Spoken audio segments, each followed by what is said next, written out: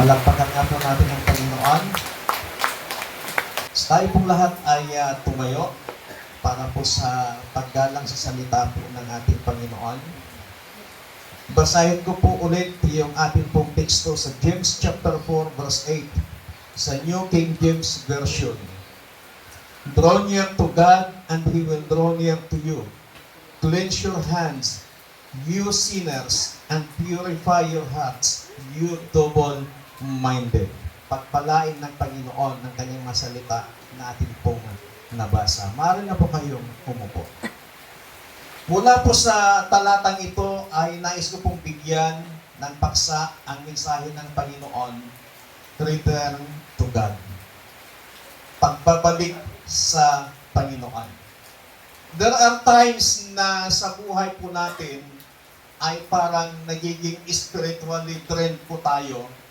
Nagiging pakiramdam natin ay parang napakalayo natin sa Panginoon sapagkat sometimes we allow other things sa ating buhay to take that place na parang inilalayo tayo sa presensya ng Panginoon.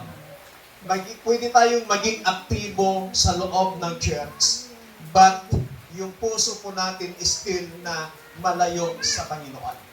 May mga pagkakataon na gusto mong sumamba, gusto mong magpagamit sa Panginoon kasi no choice ka para maipakita mo na ikaw ay aktibo pa rin sa paglilingkod sa Panginoon, pero yung puso po natin ay malayo po sa ating pong Panginoon.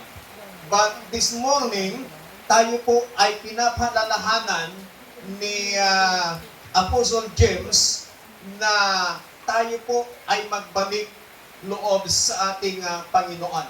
Ang pagbabalik loob sa Panginoon ay hindi lamang yung nanlamig ka sa Panginoon. Yung pagbabalik loob sa Panginoon ay hindi lamang yung kinalimutan mo na siya, pero yung pagbabalik loob natin sa Panginoon, yun po yung time na lumapit tayo sa Panginoon.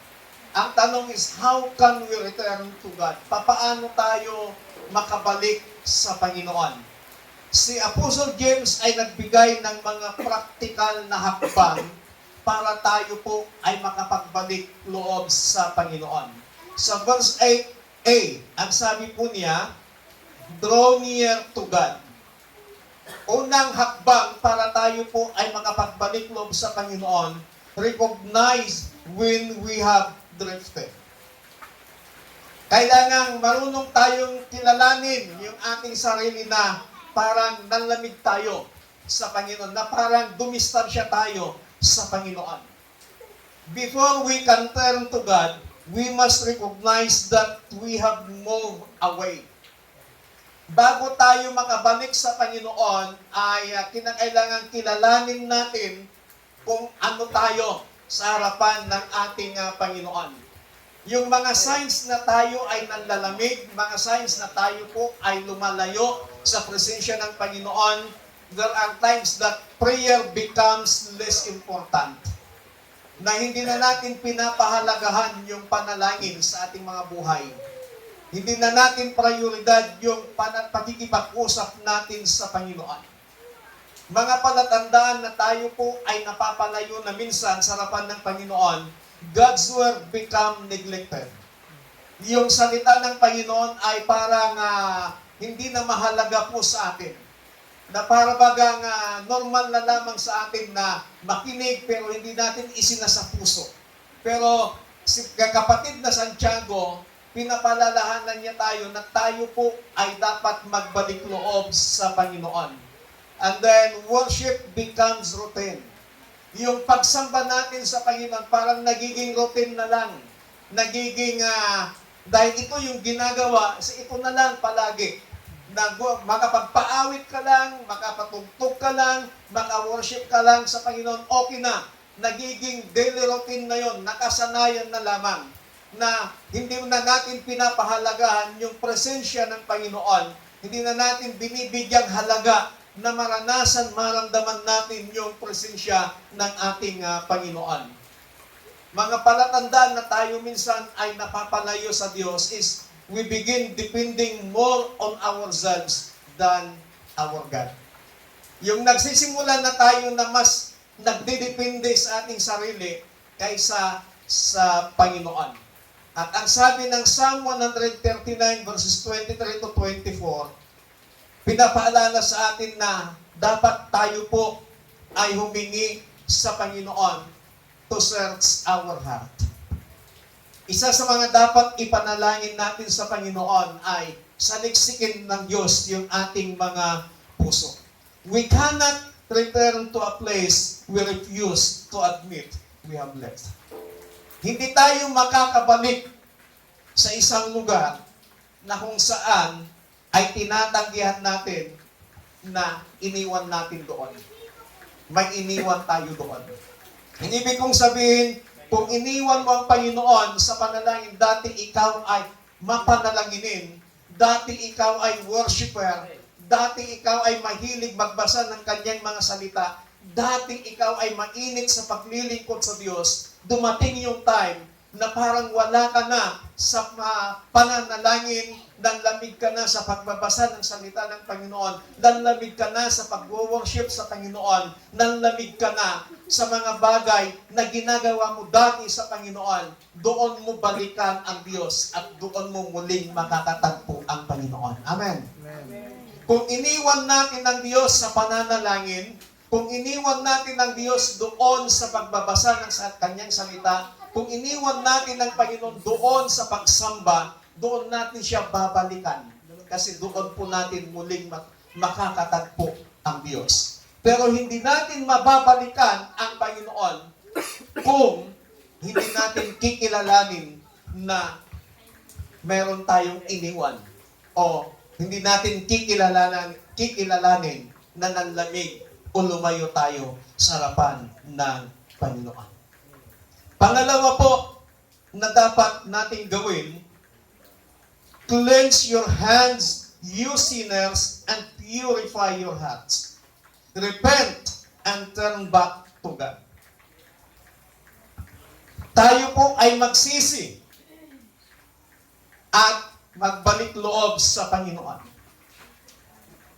Sa Biblia po, wala pong salitang sorry. If we have sinned to God, don't say sorry, God. Wala tayong mababasa sa Biblia from Genesis to Revelation na sorry. Hindi rin itinuro ng Panginoon na kung hihingi kayo ng sorry sa Diyos, patatawarin niya kayo. But ang sabi ng Biblia, humingi ng tawad. Sorry ay napakababaw lamang na salita. But yung ask forgiveness, napakalalim, na parang mayroon kang pagsisisi, umiiyak ka, yung puso mo nagdadalamhati na humihingi ng patawad sa Panginoon. So, para tayo po ay makabalik sa Diyos, it requires more than feeling sorry. It needs repentance. And repentance means turning away from sin and turning toward to God.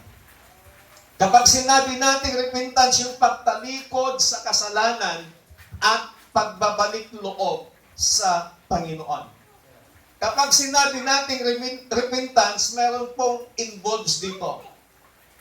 Unang-una yung tinatawag nating confession.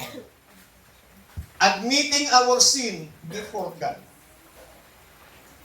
Kinikilala natin ang ating sarili na nagkulang, nagkamali, nagkasala sa ating Panginoon. That's why kailangan po natin ng paghingi ng tawad sa Diyos. Pangalawa is turning. Choosing to live the sinful path.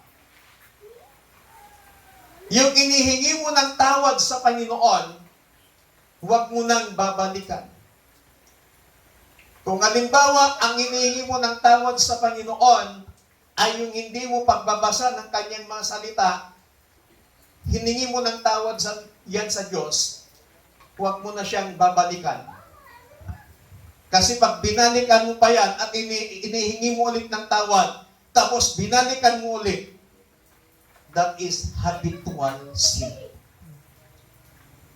Kaugalian mo na yan. Pero ang gusto ng Panginoon kapag sinabi natin repentance turning, piliin nating talikuran kung ano man yung inihingi natin ng tawad sa Panginoon. Pangatlo is surrender. Ang ibig sabihin is submitting our lives to God. Yung pagpapasakop ng ating buhay sa Panginoon. God is not looking for perfection before we come to Him. He is looking for a heart willing to surrender. Ang Panginoon ay hindi po tumitingin ng pagiging perfecto tayo, pero tumitingin siya sa puso na willing na magpasakop sa Kanya. Kaya sa umaga pong ito, mga kapatid, ang gusto ng Panginoon, makapagbalik loob tayo sa Kanya na kung saan ikilalanin natin ang ating sarili na mayroon tayong mga pagkukulang na gawang pagkakamali sa harapan ng Panginoon. Yung pagiging aktibo natin dati, pagiging worshiper natin dati, pagiging prayerful natin dati, pagiging Bible reader tayo lagi. Ngayon, parang nanlamig tayo doon. Doon natin balikan ang Panginoon. At kapag binalikan natin ang Diyos sa bagay na yan, huwag na po nating uulitin. Sapagkat ang gusto ng Panginoon, ang hinahanap ng Diyos, ay yung mga taong gustong magpasakop sa Kanya. Pangatlo at ang panghuli na dapat po nating gawin. Remove the things that come between you and God. Tanggalin natin yung mga bagay na nakakahadlang sa ating relasyon, yung pagitan natin sa Diyos. Ano-ano ba itong mga to? Ito yung tinatawag na pride, worldly desires, unforgiveness, materialism, and bitterness. Ang lahat ng yan ay ang mga humahadlang sa atin, bumubulag sa atin, para hindi natin makita yung presence ni God, para hindi natin maramdaman yung presensya ng Panginoon. At ang gusto ng Diyos, tanggalin natin lahat yun. Yun yung mga nakakasagabal. Yun yung mga naglalayo sa atin. Sa atin pong paglapit sa Panginoon. Kaya dito napakaliwanag yung itinuturo po ni kapatid na Santiago na dapat tayo po ay lumapit sa Panginoon. Sa ating paglapit sa Kanya, ibig sabihin, kinikilala mo, kinikilala natin ang ating sarili na wala tayong magagawa kung wala ang Diyos. Kinikilala natin ang ating buhay na kung wala ang Diyos, wala tayong magagawa. Kaya sa umaga pong ito, I challenge you, bawat isa po sa atin,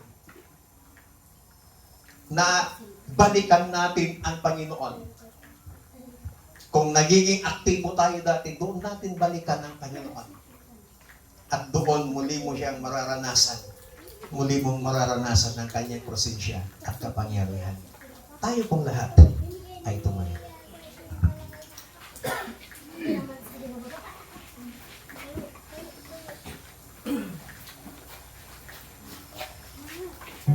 Kumusta po ang ating buhay? Nawa po maging panalangin po natin na saliksikin ng Diyos ang ating mga puso. Hallelujah. Panginoon, sa umagang ito, salamat sa iyong masalita na kung saan tinuturuan mo kami na magbalik loob sa inyo. There are times, O God, na kami ay nalalamig ng hina sa inyo. There are times na nawawalan kami ng gana sa pananalangin. There are times na nawawalan kami ng gana sa pagbabasa ng masalita. There are times na nawawalan kami ng gana sa pagsamba sa inyo because of the financial needs, of the material needs, O God. Because of the situation, mga challenges ng buhay na nararanasan namin. But salamat, Panginoon, dahil sa umagang ito, pinaalalahanan mo kami na magbalik loob sa inyo. Kung may nakikita ka pong bitterness sa aming mga puso, kung may nakikita ka pong pride sa aming mga puso, kung may nakikita ka pong materialism sa aming mga puso, tanggalin mo ito, Panginoon, at palitan po ninyo ito ng bagong pusong tapat. Pusong matutong o masunurin sa inyong harapan. Pusong handang magpasako sa inyo, Panginoon. Salamat sa inyong masalita. Gawin po ninyo kami na maging masunurin sa inyo at mapagpasako sa iyong kalooban sa lahat ng bagay sa inyong buhay. Salamat po ng marami. In Jesus Christ, mighty name we pray.